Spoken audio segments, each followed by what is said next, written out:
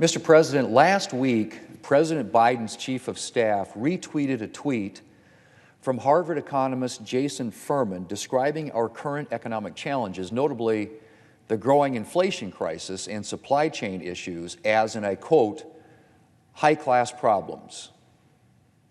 High-class problems.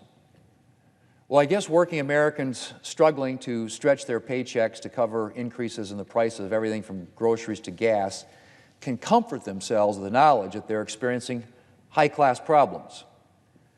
Mr. President, the White House Chief of Staff's tone-deaf tweet was unfortunately pretty typical of a White House that seems eager to minimize or disclaim responsibility for most of the problems occurring on its watch, whether it's the flood of illegal immigration across our southern border or the high prices Americans are currently facing. But as the White House Chief of Staff and the President should know, inflation has become a serious problem for working Americans. Inflation, of course, hits middle and low-income families hard. If you're wealthy, price increases may be an annoyance, but they're not likely to break your budget. If you're living paycheck to paycheck, on the other hand, price increases may mean the difference between making it to the next paycheck or running out of money mid-month. Currently, Mr. President, inflation is costing a typical household $175 a month, and that's according to Moody's Analytics. Now, that may not sound like a much to a wealthy Democrat politician, but for an ordinary American family, it's a lot of money. $175 a month may be the difference between whether or not parents can afford to get braces for their daughter. It may be the difference between going to visit family for Christmas or staying home and not seeing them. It may be the difference between having money for the extras, like family dinners at a restaurant or Little League fees or ballet lessons, or just being able to cover the bare necessities. And for families making less than the median U.S. income, $100 or more a month can be the difference between making it to the next paycheck or running out of money. It can mean the difference between paying the heating bill or going cold during the winter. Mr. President, Americans have seen increases in food prices, in the price of bacon, or beef, or poultry, pork, peanut butter, fruits and vegetables, eggs, and the list goes on. The price of children's shoes is up. So is the price of furniture, and gas, and electricity, and rent. A recent AP article entitled "Winter Heating Bills Set to Jump as Inflation Hits Home" noted, and I quote, "The U.S. government said it expects households to see their heating bills jump as much as 54% compared to last winter," end quote. 54%, Mr. President. Show me the working family that can easily absorb that increase. Mr. President, inflation happens when you have too much money, too many dollars chasing too few goods. And Democrats helped trigger our inflation situation earlier this year when they decided to pour a lot of unnecessary government money into the economy despite being warned that their partisan $1.9 trillion spending bill could stoke inflation.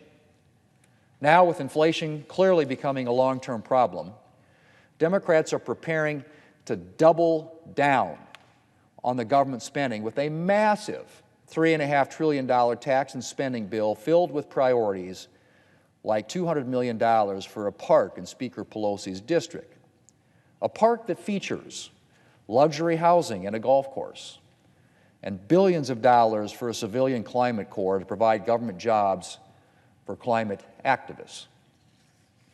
The massive government spending bill, Mr. President, the biggest expansion of government for sure in decades, maybe in history, this bill would authorize pretty much, or I should say this bill would authorize that pretty much guarantee that our country would be left with an even more persistent and widespread inflation problem.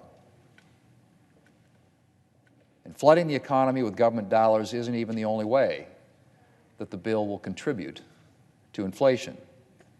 The bill also contains big tax hikes on businesses, which are already raising prices thanks to the higher cost of shipping and materials and the challenges of hiring an adequate workforce.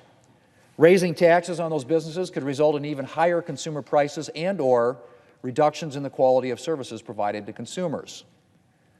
Mr. President, government revenue for fiscal year 2021 saw a huge increase, driven in large part by tax receipts from corporations and well-off Americans, I should say.